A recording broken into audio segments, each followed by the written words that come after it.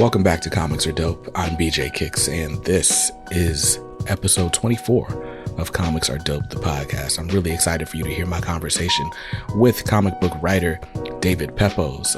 But before we get into that, I gotta say, man, I feel like this year is the year of the licensed comic. Like, there are tons of properties from my childhood and from childhoods before mine making their way back into comics. Like, I mean, as I'm recording this, I just finished reading Dick Tracy #1 from Mad Cave Studios.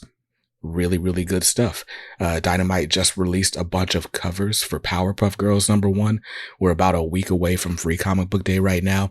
And the book that I am most excited about for Free Comic Book Day is the Johnny Quest Free Comic Book Day issue. Like, I don't know, man. Something about all these properties from when I was a kid, from when my parents were kids, making their way back into comics just does my heart good. Speaking of properties making their way back into comics, Dynamite Entertainment, who has my vote for Publisher of the Year so far, they just announced that they have the rights to Terminator. And I guess what's great about that is this year marks the 40th anniversary of the first Terminator film. And to celebrate that, Dynamite is reissuing a ton of Terminator comics. So if you're familiar with the Gargoyles campaign they did a couple months ago, this is very similar. There are 3 volumes of Terminator content, collecting most of the stuff that was done originally with Dark Horse, including the Terminator Burning Earth, which I believe is Alex Ross's first published work in comics. But literally 3 over 300-page volumes of Terminator content coming your way. The Backer Kit campaign is live now, and it closes on May the 7th. So you can get volume 1, 2, or 3 in a paperback. You can get it in a hardcover. The next stretch goal will have it seeing that will increase the trim size of the hardcovers from a standard size hardcover to like a deluxe sized hardcover, which will make it as tall as a Marvel or DC omnibus. So I'm hoping that we get past the $200,000 mark, because oversized Terminator would just be dope. But anyway, lots of really cool stuff. So check out that Backer Kit campaign. Like I said, it closes on May 7th. So you got a little bit more than a week to get your orders in. But speaking of Dynamite Entertainment, Dynamite is actually launching a Space Ghost series. As you're listening to this, or as this is released, it's this coming up Wednesday, May the 1st. We'll see the release of Space Ghost #1 from writer David Pepose and artist Jonathan Lau. I read this issue. It's amazing. You're gonna want to read this book. And I don't know, maybe it's the nostalgia talking for me, but I assure you, there's more to it than just the cool character design, and you may be remembering 30 seconds of this animated series from when you were 6, because I don't know. Anyway, I'll let you listen to my conversation with David, and I assure you, by the time this hour is over, we will have convinced you to pick up Space Ghost #1 when it hits stores this Wednesday, May 1st. And without further ado, I'll let you listen to my conversation with David. So guys, my next guest is a Ringo Award-winning comic book writer. You may know him from such titles as Savage Avengers, The Devil That Wears My Face, most recently The Punisher, or upcoming from Dynamite Comics, which is what we're here to talk about today, is Space Ghost. Please welcome David Pepose. How you doing, man? I'm doing great. Thank you so much for having me. I'm excited to chat with you on the show. And I can't wait to talk with you about all things Space Ghost. Yeah, man, I'm excited for it too. It's funny because like my exposure to Space Ghost, I mean, I'm 33, right? Yeah, So I had Hanna-Barbera reruns that I didn't realize were reruns from Cartoon Network. And sure. then there was Space Ghost Coast to Coast. And that's pretty much it, right? Like, so my memory of Space Ghost is he looks cool and he shoots stuff out of his arms. Yeah, And that's kind of it, right? So yeah. I think it's really fun that we get to revisit Space Ghost in comics, and especially this take that I won't Thank spoil. But so I guess before we get into Space Ghost, for those in our audience who may not be as familiar with you or your work, Sure. maybe like just some brief career highlights. Like, who are you, man? Yeah. I'm David Pepose. I'm a third generation comics fan. My mother grew up reading comics. My grandfather was a comics fan. I grew up reading Amazing Spider-Man 346. That Mm, got me kind of hooked for life. Yeah, I got my start as a DC Comics intern. I worked on books like Final Crisis and Batman R.I.P. I worked as a comics journalist for about a decade. I was the mm, reviews editor at Newsarama. mm, Um, and yeah, I think it took me a long time to kind of take the chance on becoming a comics writer. mm, Where actually it's so funny. This week marks my 7 year anniversary mm, as a published comics writer, and my very first book was a book called Spencer and Locke, which mm. was what if Calvin and Hobbes grew up in Sin City.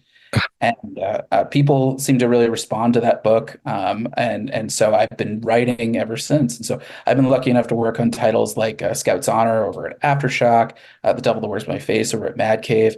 I've been working consistently at Marvel for the last 3 years. I've worked on Mm, books like Punisher, Savage Avengers, Moon Knight, City of the Dead, mm, and tagging in on books like Fantastic Four and Hulk and Darth Vader, Black, White, and Red. mm, And yeah, I'm really excited because I've known Dynamite Comics for a long time. I've known Nick Barucci over there for about 15 years, mm, and so every time I had a new book, I would make sure that I'd send them a copy. And so it's nice that I finally got the call from them at New York Comic Con last year. They had just announced a new partnership with Warner Brothers Discovery to do a whole line of licensed comics. And my editor, Joe Ryvant, said, "We're doing Space Ghost, and you would be our top pick. Would you have any interest?"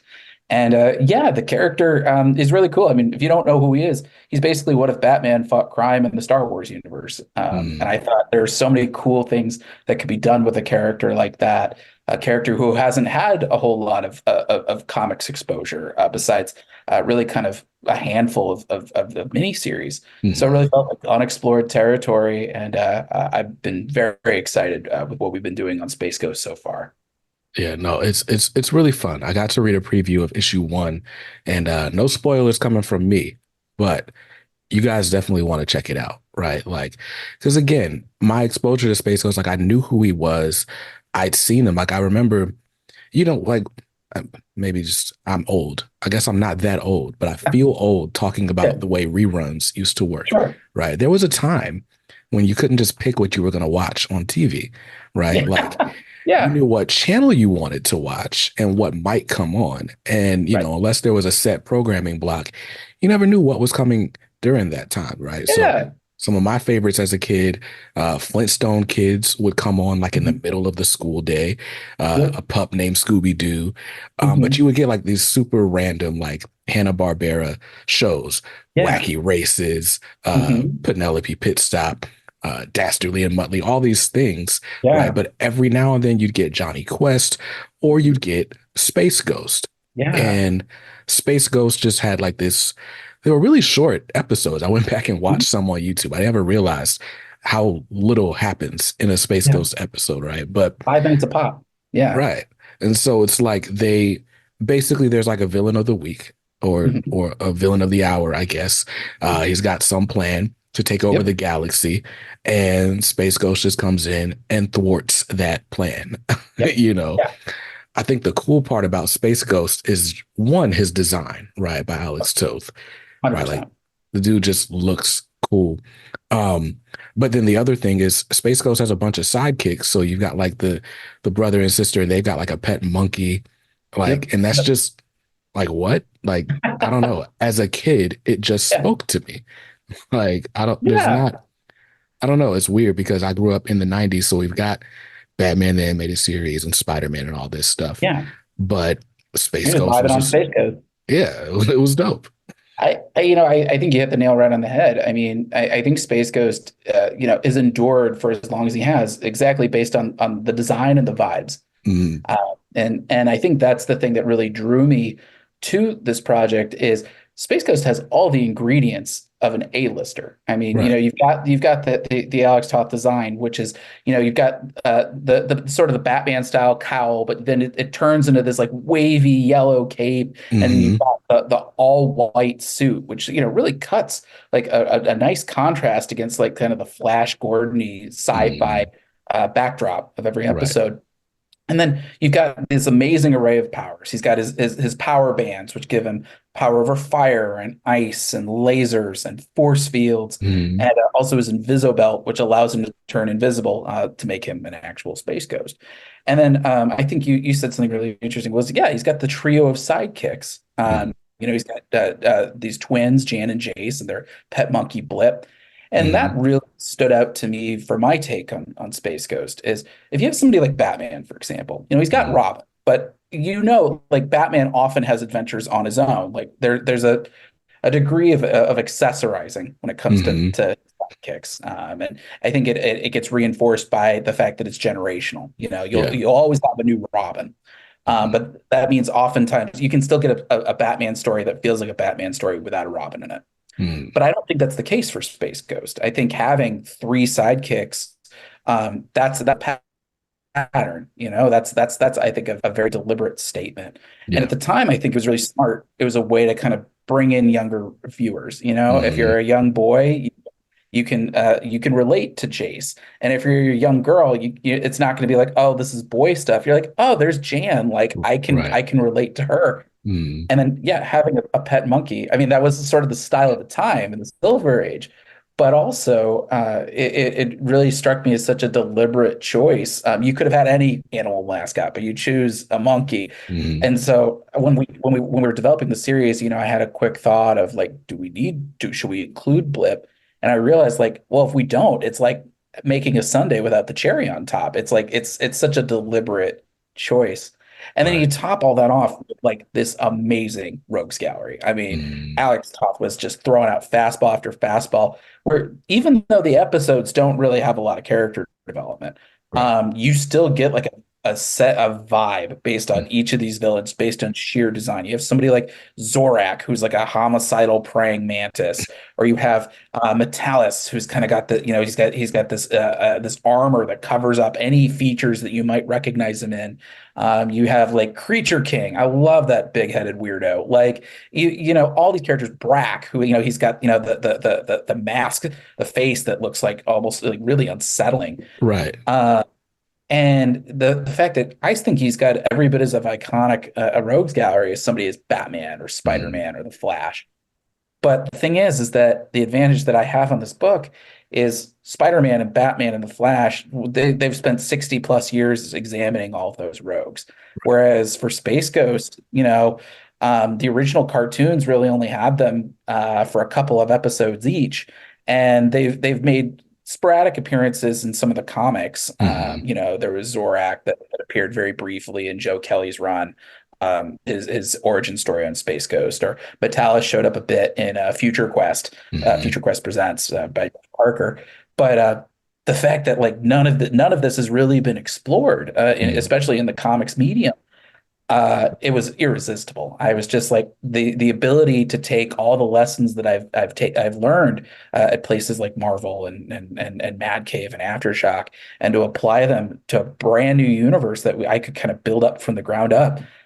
You don't get many opportunities like that as a writer. It's a real gift, and Right. being able to kind of take these characters and follow them on this emotional journey, while kind of pitting them against a gauntlet of all these iconic bad guys.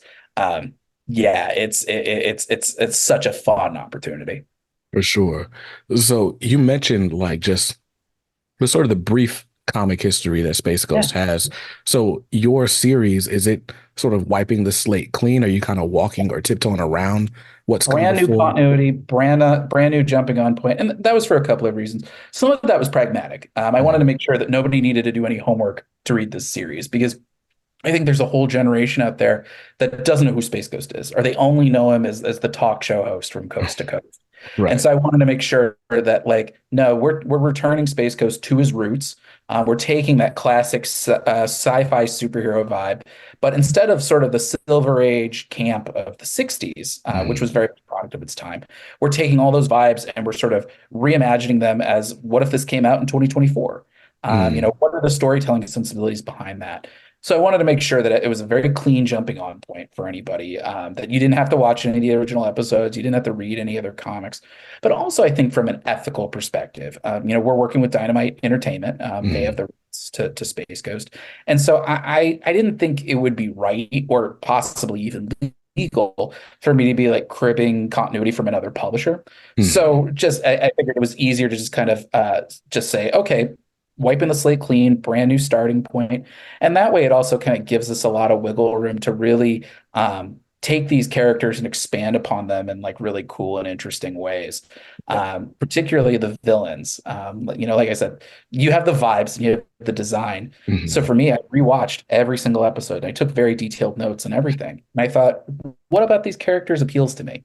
Somebody Mhm. like Brack, for example. Brack's not out there trying to take over the universe. He's almost blue collar. He's trying to Right. hit the nearest gold freighter. Mhm. Um, there's an opportunistic streak to him, and so I took I said, how could we address that kind of opportunistic streak in this universe? And so we threw in like a fun little twist on Brack that I think kind of speaks to that. Mhm. And so we're doing that with all the villains. As somebody like Zorak, who I see as the scariest villain that Space Ghost has. He's a Yeah. praying mantis, so he Mhm. sees everything from an inherently alien perspective. Um, how do we kind of play that up? That this is the villain that even kind of spooks Space Ghost a little bit. And how is his point of view so inherently alien to something that we might have? Right. And so we're doing that with all the villains. And by having sort of that clean slate, we're able to do that. But also, so much of our series is really the emotional journey. It's Mhm. about how Space Ghost comes into the orbit of his sidekicks, how Jan and Jace and Blip, their colony is attacked by space pirates, and so Mhm. they're just it's their good luck that Space Ghost happens to show up to save them. And that's really the through line of our whole book is how do these kids go from being orphaned rescues to becoming trusted sidekicks to becoming really a found family in their own right. Yeah. And so we're really starting it. If Joe Kelly's run and Ariel Olivetti's miniseries was sort of a Batman Begins origin of Space Ghost himself, Mhm. I would say this is kind of like a Batman Year One take on the entire team. How do they Gotcha. come together and become a unit? And so, yeah, it's been a really fun journey to explore with these characters. Nice, nice. So you talked about how you watched all the episodes of Space Ghost, right? I watched a few just in preparation for this conversation and to get Yeah, refamiliarized with the character. And then when you read issue one, if you are someone who's watched the animated show, you're gonna find like a decidedly different sure. tone. Yeah. What were some of the inspirations for your Space Ghost? That's a great question. Yeah, for me, this book especially, I'm really trying to go for a contrast. Mm, I didn't think that I could not write the camp energy of the original '60s show, and like I said, I think that was very much a product of its time. yeah. For me, I feel like, all right, I think there could be like a traditional superhero take on this. Mm, Because we've got all the ingredients. So a lot of the inspirations that I took, I'd say tonally were somewhere between Batman the Animated Series and Batman the Long Halloween. mm, I think there is something to be said about sort of the shared iconography of somebody like Space Ghost and Batman. But I also see shared DNA with things like Superman or even Iron Man, or mm, and to a much more limited extent, even like the Punisher. mm. But yeah, Batman, the Long Halloween and Batman the Animated Series was a big one. Lone Wolf and Cub was another big influence on that. J.J. Abrams' Star Trek. Mm, I love that movie, and I thought that was such a cool way of reintroducing these iconic characters to a generation that had no idea who they were. I certainly was not familiar with James T. Kirk, mm. and I only knew Spock through like cultural osmosis. And I saw Right. that movie, and I was like, oh, I get it. I Yeah. get why these characters endure. And so that was really something that we're trying to do with this is to say, okay, if you only know Space Ghost kind of tangentially, if you only know him through cultural osmosis, we're going to show you why he's super cool. Right. Uh, so for me, it's of course we have the moments that are of seriousness and the action moments and the moments of tension and drama. But I like that we kind of have a nice contrast to it. And I think that's because of Jan and Jason Blip. Yeah. Having these kids playing off of each other, there's a sense of humor behind it. I wrote them as like Dick Grayson and Babs Gordon Hmm. meet Lex and Tim from Jurassic Park. There's like a precociousness to them. There's like a Yeah. sense of humor. Um, a fun fact about me is I'm the older brother of a set of triplets. So I Mm, know really firsthand what the multiple dynamics look like, how an entire hierarchy can change if you're born 1 minute ahead of the other one. And so I've been really kind of playing around with that with Jan and Jace, where like Jan's the oldest by a minute, and she and Jace kind of bicker mm, as twins are wont to do. Um, but yeah, I think it's been really having those characters. They really add a nice sense of humor and a mm. warmth and a sense of wonder to it Yeah, all. And we're really, I think, seeing this series arguably through their eyes, in yeah. the same way that like Kitty Pryde was the point Hmm. of view character for the X-Men 2 generations ago. That's Hmm. how I feel about Jan and Jace, and I think that was kind of my through line through this book and my way to kind of approach it in an original way. Is back in 1966, Space Ghost shows up fully formed. He's got the sidekicks. He's got his routine already locked in. But there's no continuity. There's no backstory to any of these episodes. They're 5 minutes a pop. Right. And I thought, oh, well, like how did he come to acquire two kids and a monkey? And I realized like, oh, this is the story of Space Ghost as kind of the ultimate single dad. And Mm, he's in a little over his head with all that. And he's going to realize that these kids are they're forcing him to really reckon with his own humanity a bit, something that he hasn't had to do in his years of isolation and his own crusade against space pirates. And so, yeah, he's going to kind of learn what it's like when, your heart's running around on the outside and mm, how vulnerable that can make you, but also how that can make you kind of grow and heal as a human being. And so, yeah, it really is. It's a family story in a lot of ways. And I think it really speaks to a lot of the found family themes that I love to explore in my work, going mm. back to Spencer and Locke or work like Savage Avengers. If you liked anything that I did in those books, I think there's certainly some shared DNA with Space Ghost. And it's made this, I think, one of the most fun books I've ever worked on. Nice. Nice. Yeah, you mentioned just kind of the shared iconography between like Space Yeah. Ghost and Batman. Fun fact for the audience: Greg Capullo, when he's drawing Batman, says that Mhm. he's just drawing Space Ghost and then adding ears. Like he just Did loves he blacking really? out. Yeah, he says he's blacking out he loves to black out the cowl completely because he just loves that Space Ghost design. I'm gonna tell Dynamite that. I did not know that, but that is a really cool bit of trivia because Greg is one of my favorite artists. His run on Batman was spectacular. I grew up reading his X-Force Mm. and his work on Spawn. So yeah, wow, thanks. That really makes my day to hear that.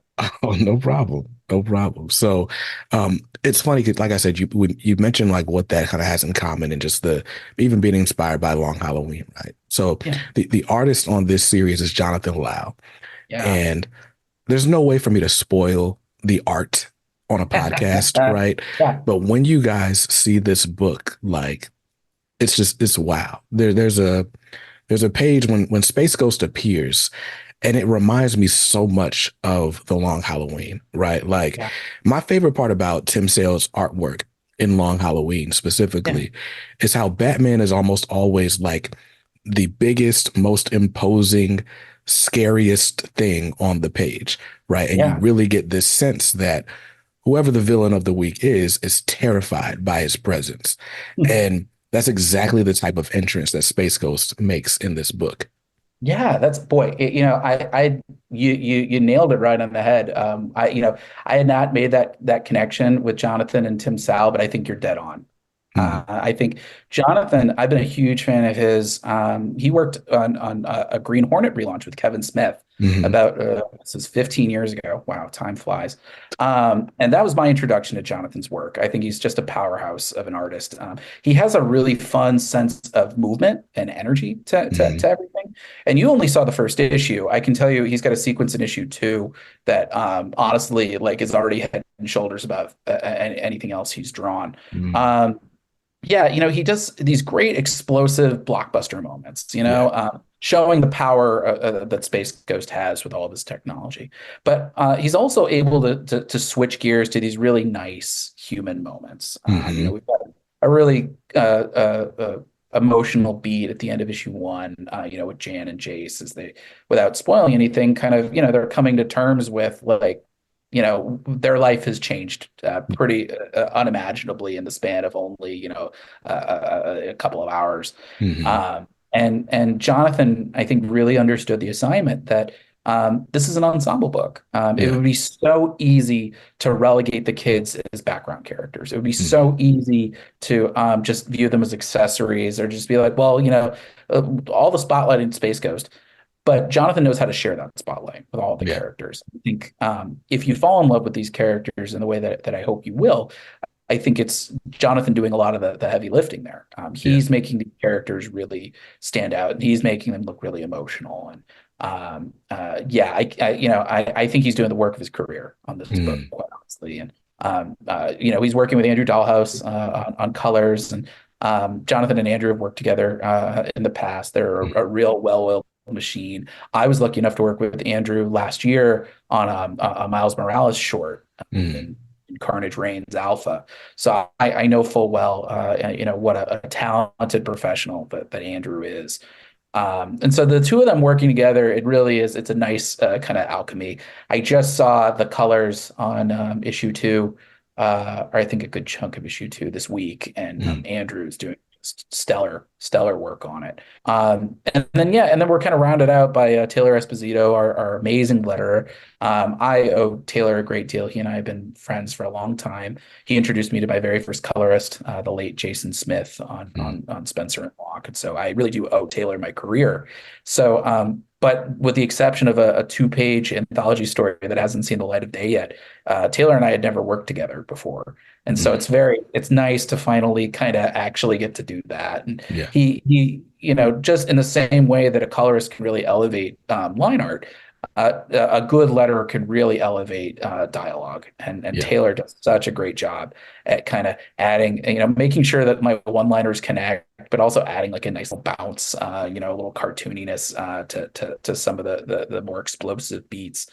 And so it's really nice to be working with a team that they're all so passionate about the project, and Yeah. it's really kind of inspiring all of us to bring our A game with everything. So yeah, I feel like I couldn't be in better hands with a creative team like this. And also, I will say I want to give a shout out to our partners in this. Dynamite and Warner Brothers. This is the best licensed book experience I've ever had. Mm. I've worked on several licenses like Conan the Barbarian and Star Wars, and Dynamite and Warner Brothers has been so encouraging. They've given us a ton of latitude. They understood from the jump. There's no backstory here. There's no continuity. Mm. So they've been really encouraging and saying like, well, flesh it out. Like, follow your instincts. What do you think would be the most dynamic and character driven way of approaching all this? And so they've given us a ton of latitude. I'm in the middle of issue five right now. And I think I can count on one hand the number of notes I've gotten, and they've all Mm. been pretty minor. It's like, can we tweak this line here? Or can we tweak this one panel here? So they've been wonderful to work with. And I think, yeah, I think this kind of book is really all the fun of the superhero genre. Yeah. But the one distinction is that we don't have to share any of the toys. And so Mm. I think we get to do like we want a villain, we use them. But Yeah. it also it's a daunting challenge because it means you got to take a big swing on every single one of them. Yeah. And thanks to having Jonathan and Andrew and Taylor, I think we're really swinging for the fences with this one. Yeah. Nice. Nice. No, I'm really excited about it. Now, you're working on issue 5 now. Is this planned as an ongoing, or is there an Yeah. end in mind? So when Dynamite first approached me for this series, they said, "Hey, like, do you have an idea for like a year's worth?" And so Okay. we've got a little over a year planned. But that said, there's room for more. There's room to slot in more stories if the demand is there. Mm. For me, the way that we're structuring this, we're doing primarily done-in-one adventures. Okay. And I took a page out of the playbook from a lot of other writers, a lot of my colleagues that I really respect. People like Jed McKay on Moon Knight, or Mm. Ryan North on Fantastic Four, or Steve Orlando on Scarlet Witch. And yeah, I saw the thing that they were doing in common was a lot of their stories were done in one. They were very self-contained. And for me, it was always going back to people, I know there's a generation that doesn't know who Space Ghost is. Yeah. So how do we get people to know those characters? We rack up the adventures as quickly as possible. Yeah. So we're doing a lot of done in one adventures, also because Space Ghost has so many iconic villains that we wanted to Mm. use many of them as possible. So yeah, that means that every month, you're going to get a cool self-contained story, but also the handful of times that we do a two-parter. Um, it gives those cliffhangers the maximum impact. If Gotcha. it says to be continued at the end, that Mm. means like Space Ghost and company are in dire straits, and they're going to Right. have to fight twice as hard to get out. And I did a two-parter on Fantastic Four last year, and I think Mm. that really showed me the power of a two-part story. Mm. That especially if you're doing all these done in ones, that if you're suddenly extending it across two issues, that means that it's a big bad guy. It's one of Space Ghost's most dangerous enemies. Mm. So yeah, well, it was really trying to be very deliberate with the structure, but we've got big plans. This is the longest runway I've ever had on a series. I would say really, unless you're a title like Batman or Amazing Spider-Man, it's very hard to kind of get a lot of runway these days. The market is in such a volatile place. Yeah. So I consider this book about as ongoing as one can be, but I do have like a distinct beginning, middle, and end for it because the number one thing that I am always concerned about is I never want to overstay my welcome in a book. Mm. I would much rather let readers want more than say, oh, that guy lost it, that guy fell off. And so, and I think books like Savage Avengers, really, I think reinforce that for me, where we Mm. wrapped it up in 10. Marvel had given us a 10-issue commitment on it.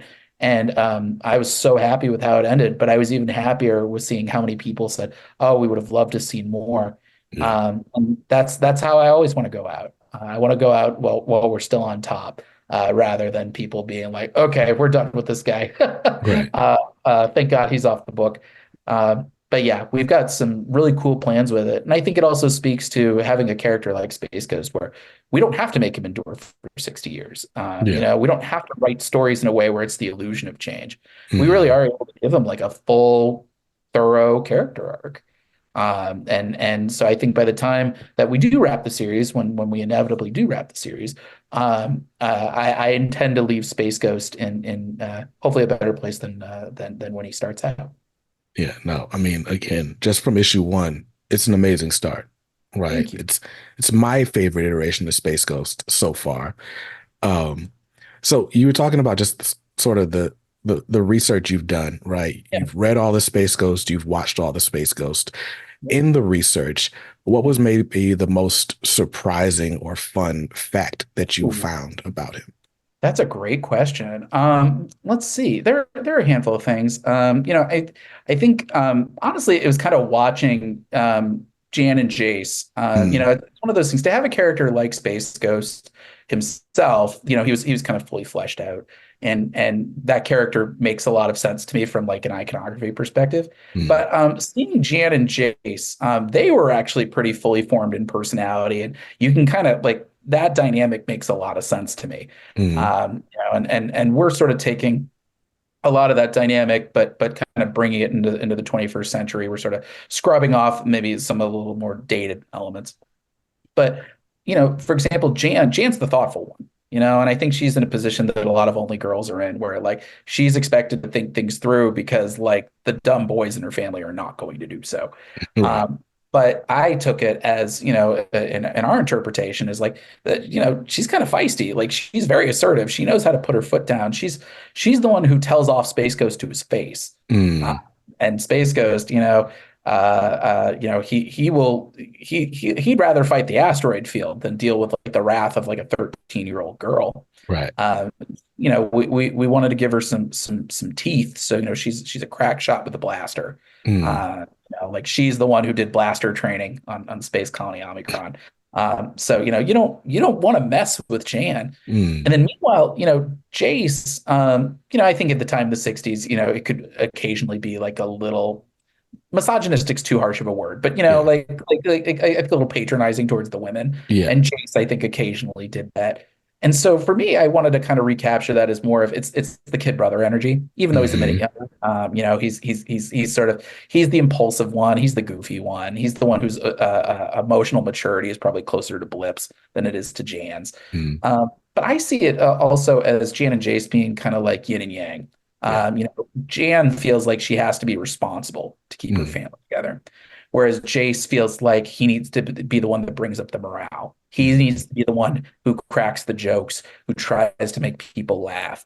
Because if they're not laughing, then they're not going to be together. They're not going to stay together. And Yeah. I think that's like a really sweet characterization for the two of them. So Hmm. watching them play off of each other and then having them play off of Space Ghost. Space Ghost, when you meet him, he's kind of this grim figure of the cosmos. And that's because, without spoiling too much, he is kind of the sole survivor of his own space pirate attack. Yeah. And that sort of inspired him to fight crime across the galaxy in a universe that's too big for the Galactic Patrol to effectively protect. Hmm. Uh, but he's been alone. He's been, living on Ghost Planet by himself for years. And so I always saw it as, this is a man who's sort of pretending at being a monster. He calls Hmm. himself Space Ghost. He hasn't had to reckon with his own humanity for years because he's never had anybody, he's never had anyone in his life since his Hmm. family died. And now he's got these two kids. And, he has not built his life, he's not built his mission for children. Right. And so that's going to be a big adjustment period for him. In a lot of ways, it sort of adds a little bit of drag to his life. Just that, he's got to check in with these kids and he's got to Hmm. protect these kids, got to make sure that they don't get into mischief. But at the same time, while he starts off maybe a little abrasive towards these kids, um, as he gets to know them, like he can't help but warm up to them. And Right. that's been such a fun evolution for Hmm. for for this entire cast, is you kind of watch them. At first, there's some friction, there's some real butting of the heads, but then like Space Ghost, in spite of himself, starts feeling very protective of these Hmm. kids, and he realizes that maybe subconsciously, if not overtly, they're complementary, or their tragedies are complementary, Hmm. and that's what I think sort of makes them this perfect found family unit. And Hmm. then of course you have Blip, who I don't want to spoil too much, but I'd say he's the linchpin of our whole series. Yeah. He's the reason the entire narrative comes together, and I love the character because he's got a sense of humor. He's mischievous. He's very food motivated, but also, he doesn't talk, Yeah. and so you have to really play up the acting and the visual comedy with a Hmm. character. And Jonathan's doing such a great job with it. But Blip has layers, and I'm very excited to be exploring them. We've got a Blip centric issue coming up. I think I'm writing that in like a month or two. Hmm. And that is, I think, if I nail it the way that I would like to nail it, it'll be my favorite issue of the entire run. Hmm. He's such a fun character who loves those kids, and so having them, that's really been, I think, like the big, not challenge, but I think the standard that I've been trying to set myself up to is to make sure that like every character gets a beat in the spotlight in every Yeah. single issue. That they all have something to do. And so the fun thing about Blip is like a little bit of Blip goes a long way. And Yeah. so it's like, okay, like what kind of moment can I give for him, knowing that his presence can have an outsized impact Hmm. compared to the human characters. So it's been like a fun kind of balancing act. Yeah. But I love writing ensemble books. I always say that, like, in the same way that like evolution always wants to turn everything into a crab, I Uh-huh. feel like for me, like I want to turn all of my books into ensemble books, Hmm. even if they're not ensemble books. Right. They're always at least a two-hander, Yeah. going back to like Spencer and Locke. But Hmm. books like Going to the Chapel, books like Savage Avengers. I love writing teams, and Yeah. so having those really distinct voices and personalities and skill sets all playing off of each other. Hmm. Um, that's fun for me. I know there are Yeah. some people who prefer single character books versus teams, but I could not be more opposite. Give me all the characters you can. Yeah. We'll find room and we'll find something fun for all of them to do. Yeah. I enjoy a good team book as well. I think if it's done right, you Yeah. can learn a lot more about a character by putting them in a team, right? Yeah. By How to giving them play the off of somebody. opportunity to exactly. How do you Yeah. interact with these people? You know, we know that Batman is like, super broody or whatever. We know that Yeah. him doing that as a single character, right? But we feel it even more so when one of the Robins or Wonder Woman like kind of Yeah. make fun of it, right? Yeah, So exactly. like I Exactly. enjoy I enjoy a good team book. Um, Even as you describe like the ambition you have for this ensemble, it kind of reminds me of Kyle Higgins on Power Rangers, right? Yeah. And I guess there's a lot of parallels, like, right, this being like a series that's has like an established sort of thing, right? We Yeah. know it as campy in a lot of ways, but there's a lot of potential there for just interpersonal conflict, and then all these sort of massive world building pieces, right? Like that series was really well done in a way Yeah. that I didn't expect to get from a Power Rangers book, right? Right. And I see some of the same things in this Oh, it's such a Space compliment. Thank Ghost. you. It's funny. You keep making connections that I hadn't made, but they're very smart. And I think I'm gonna use that in future interviews. Is that like you're dead on. Is that yeah, a book like Power Rangers? Of course there was the nostalgia factor. Mhm. Of course, like I grew up watching Power Rangers. I love that show. I watched the first season or two, and I watched the original movie. But yeah, it's like you grow up and you're kind of like, oh, this story is like they're not like the most sophisticated things in the world. Like Right. you were there for the spectacle of it all. And so yeah, creators like Kyle Higgins and Ryan Parrott, were able to kind of take that ball and run with it and sort of say, okay, like how do we elevate this? Like how do Mhm. we stay true to these characters and bring the things that we love about them to life, but also like yeah, how do we do a serious take on this? How do we do a more sophisticated take on it? And yeah, I think I keep coming back to like Space Ghost feels like a new frontier in a genre that doesn't have many of those.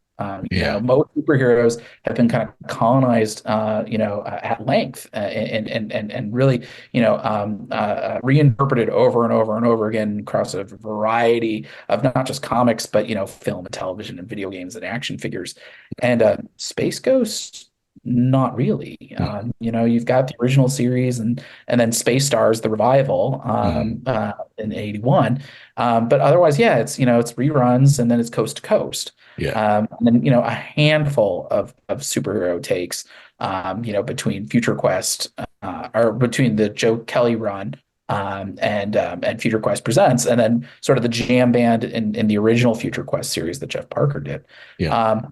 And then yeah, some Archie books as well. Mhm. But yeah, I mean, it's like, oh, this is a character that like hasn't had his own solo series in like 20 years. Mhm. That's a whole generation's worth of readers. Yeah. And so for me, my goal is to kind of like, you don't have to know this character. If Right. anything, I would love it if you're just coming to this curious, because Mhm. I would love to prove to you why this is a superhero story that could stand on its own merits, Yeah. not just based on nostalgia. But if you are a diehard fan, we got all sorts of cool Easter eggs for you, and Mhm. I hope that you're excited to see the way that we're kind of taking these characters and these villains and just kind of building on them, Yeah. for a 21st century mentality, a 21st century reading audience, and yeah, it's just I feel very grateful, this that I was sort of approached and offered this book and seeing the amazing ingredients that were all in there. And it's just Mhm. like, oh, well, yeah, you have ingredients like that. Yeah, you can cook a pretty nice dish. Yeah, for sure. So one thing I like about these, 5-minute episodes, right? Yeah, And just even the nature of just done in one storytelling, like you're doing with this, right? You can kind of create these worlds and just live in them for a little bit. Um, because Space Ghost is in space, right? So every planet, like it's all fictional. So it can be whatever you want it to be, right? So yeah, we're out in the annals of space. You've got like something could be like either super futuristic or like there's a take on like prehistoric people and tribes, and there's yeah. like tribal outfits and all this different stuff. What sorts of worlds are you excited to sort of get to create and visit Oh on this boy. journey? Yeah, that's a great question. Yeah, for me, well, it all starts with the villains. It's always Mm, figuring out like what's the best context for each of these villains and where can I place them. And so, some of them will be kind of in more populated areas. okay. We have an issue coming up with the widow, from the Council of Doom, and Mm, so seeing her operating in a little bit more of like a sci-fi metropolis, not maybe a little bit of almost like a Blade Runner vibe to hmm to that planet. Whereas somebody like Creature King, for example, yeah, he might be in a place that's got a little bit more jungle flora and fauna, hmm or somebody like Metalis, where it's going to be a little bit more of like kind of a war zone, hmm um, because he's this guy who he's basically a general of all these robotic troops. I see him as sort of like Doctor Doom meets General Zod meets Bane. hmm I'm very much looking forward to writing him. Whereas like Zorak, like Zorak kind of operates in the shadows, and like Yeah. the places that he operates are kind of creepy. Like he's probably the closest thing we have to like a horror villain, Mm, in yeah. the run. So yeah, we're going to be kind of like playing off different places. For me, the only thing that's really important is that I like when there are civilians involved. Yeah. And I think the reason I think that it's something that my editor at Marvel, Tom Brevoort, really impressed upon me, and it's something that I've always tried to take into consideration since our very first series together, is the thing that makes superheroes heroic is not punching out villains. Mm, It's saving the little guy. yeah. That's the reason why they do what they do. Otherwise, it's very dynastic. Otherwise, it's very insular and sort of self-referential. Mm, And so for me, it's always about, how is Space Ghost protecting the little guy? And yeah. so from our very first issue, that's how we introduced Jan and Jace, is it is Space Ghost protecting the little guy. And then eventually, as they kind of find their feet, they're paying that forward and they're protecting civilians. And I think that's such a cool thing. And so for me, it's always, I will always try to gravitate towards having civilians in some form or context, even if it's very brief, just to keep reminding people that like Space Ghost it's not vigilantism for vigilantism's sake. It's always about trying to protect other people from the tragedies that shaped his life. And I think that's the thing that kind of gives him a little bit of that inherent nobility, despite having some rough edges, despite being, at first a little crabby, about these kids that he's taken in. But ultimately, at his core, he's a good man.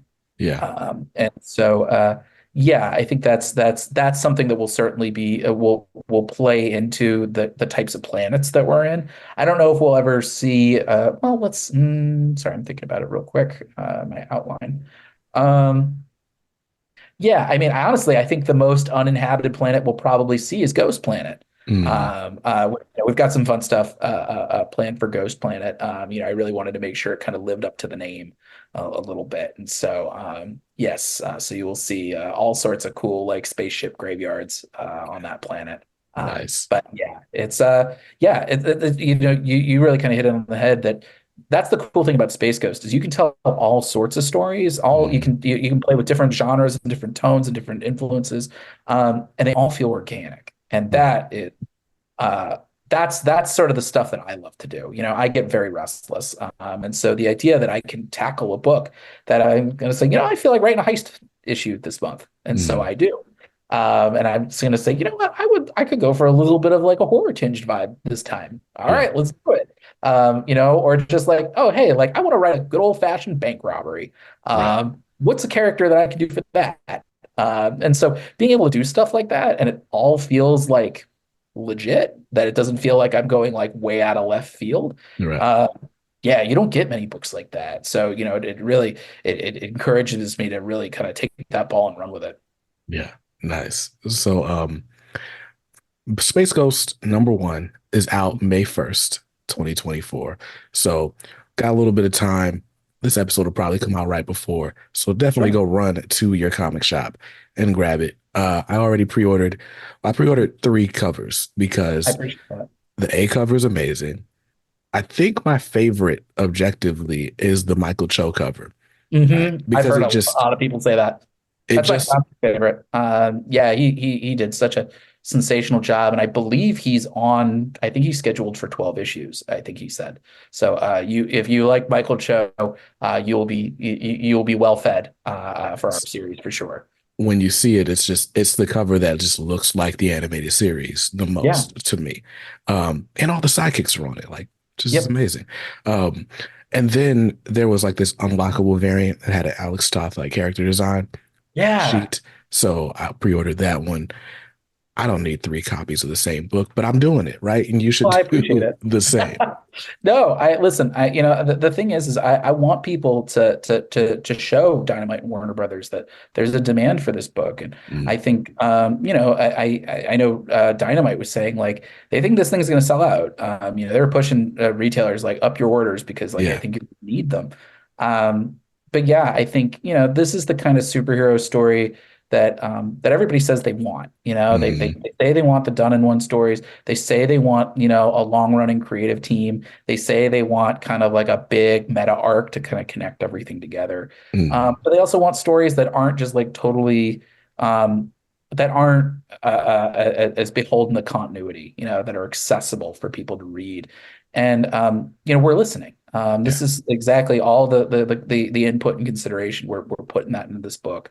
And yeah, I think I'm working with just a top shelf creative team and working just on some of the like most fun characters you've never heard of. Mm, So yeah, if you like superhero stories, if you like sci-fi, you don't have to be a nostalgia head to get into Space Ghost. yeah. But if you are one, you'll also enjoy it. So Right. yeah, and yeah, if you want to get me to sign your copies, I'll be signing at Free Comic Book Day weekend. I'll be at Emerald Knights Comics in Burbank on Free Comic Book Day, and the Comic Bug in Culver City that Sunday. So and yeah, I'll be at San Diego Comic Con. I might have some copies of the Ash Can at C2E2 Mm. in a couple of weeks. So yeah, find me. I would love to chat Space Ghost with anybody who's interested, and happy to sign any of your stuff. Yeah, that book is absolutely selling out. I forgot it's free comic book day weekend. So definitely run to your shop. Don't walk, and you probably want to get there before Saturday. If you don't get there by Saturday, it's probably going to be gone. Yep. But before you get out of here, we've got a lot of like aspiring comic writers Yeah. in the audience. And something you said earlier stood out to me. You were talking about how you kind of play double dutch on your way Yeah. into the industry as a writer, and you kind of talk about this trepidation you had. And then I contrast that with a statement you made a few minutes ago about like, I think I'll write a Western today. I'll write a horror thing today, Yeah. right? Where does that confidence come from, and how does maybe an aspiring creator capture Sure. it? That's such a great question, and I'm gonna flip it on its ear in that um, every day is a fight against imposter syndrome. Mm, Every day you're kind of like you're relearning how to write. Every single project that you do, you're kind of like, oh, how do I do this again? Because every mhm, project's different, and some of them are easier than others. I was literally I'm putting finishing touches on an outline today that I've been beating my head against a wall for 6 weeks on. mm, So like that took a little while. I think for me, the way you build confidence is it's you rack up the experience. And so the way that I always recommend people doing it, this is the way that I did it, is write a short story every day. Doesn't have to be mm, long, 6 to 8 pages. In comics, that is not that long. yeah, 6 to 8 pages. Do it every day. Do it for a month. They don't have to mm, be good. All they have to do is be finished. And I can tell you, I wrote some real bad scripts. mhm, But you learn by finishing. And so you finish that script and you're like, okay, this is what I hate about that script. You mm, will then think about that for the next script. And then you'll finish that script and be like, that's what I hate about that script. And listen, if you feel like you haven't learned anything in 30 days, do it another 30 days. You will learn something. It's you putting in your reps. I would say also, I mean, just kind of be as well versed in the industry as you can be. Kind of get to look at credits. Look at not just the writer, but say who's the penciler, who's the inker. Are there multiple inkers? Sometimes there are. Who's the colorist? Who's the letterer? Who are the editors? All that will really help you out. And then I think when you feel ready to actually make your own book, you make it self-contained. mm, My first three series were 4 issues a pop. And that's really like the magic number. I mean, if you can tell a story in 4 issues, you will get into any single publisher that every single publisher is interested in 4 issue miniseries. right. And so being able to kind of do one, all you got to do is one. Mm, I promise you, the first one will be the hardest thing you've ever done in your entire life. But that's okay, like as long as you finish it. mm, Uh, and then that becomes your calling card for more work, because got it. it's always the hardest when you haven't done anything.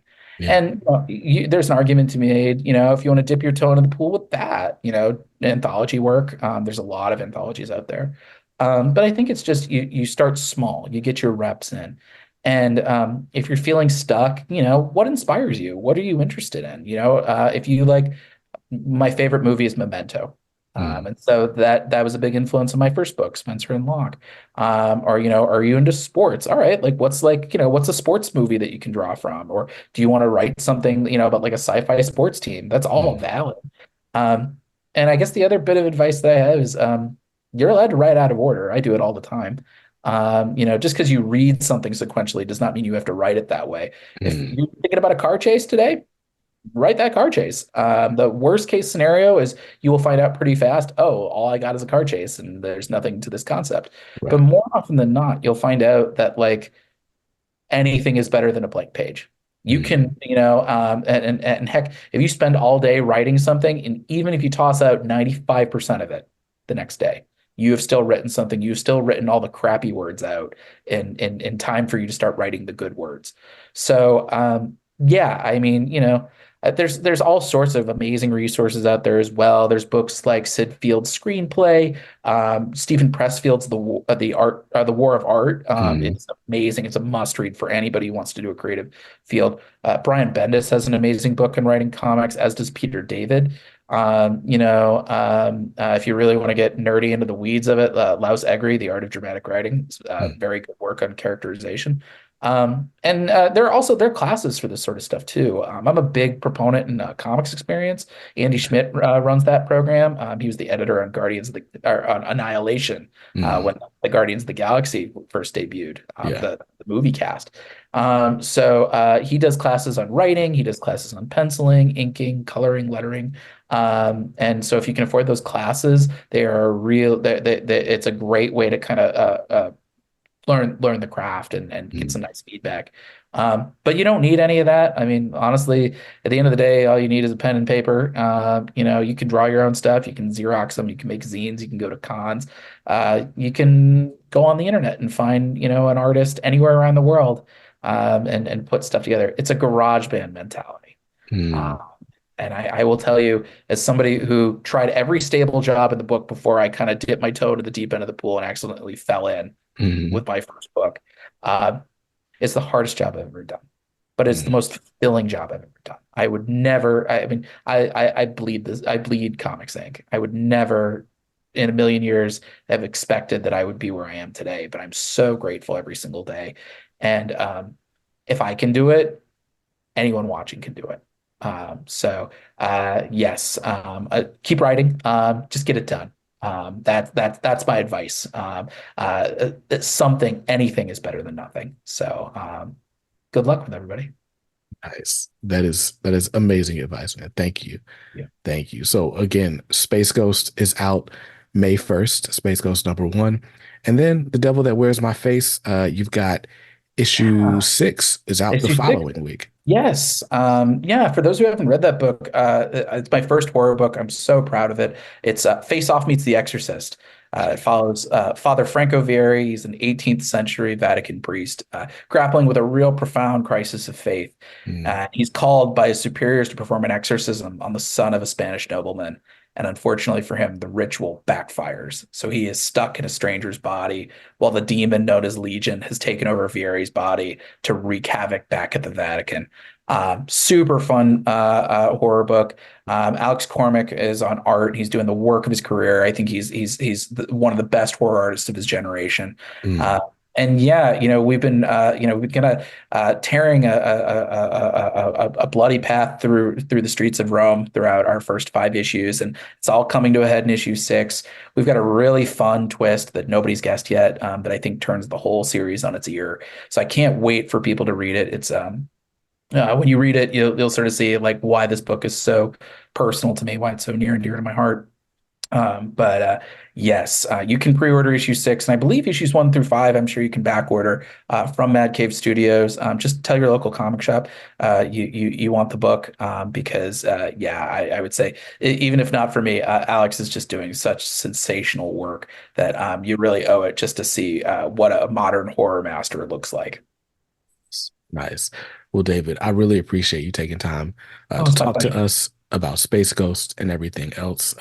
This has been really good, man. Thank you so Um, much. oh, no problem at all. Where can people find you online? Yeah. So you can follow me on Twitter, Instagram, and Blue Sky at Pepose D. You can follow David Pepose Comics on Facebook. You can visit my website. It's currently under construction at davidpepose.com. Or you can subscribe to my newsletter, Pep Talks, at bit.ly/pep news. Pep Talks is an amazing name for a Thank you. newsletter. That is awesome. Awesome. Well, guys, again, thank you so much to David for taking time to speak with us. Go out, grab Space Ghost. I grabbed Space Ghost. It's fun. You're gonna like it. I promise. I guarantee it. And I don't know what else you're doing today, but whatever you're reading, make sure it's something dope. Peace.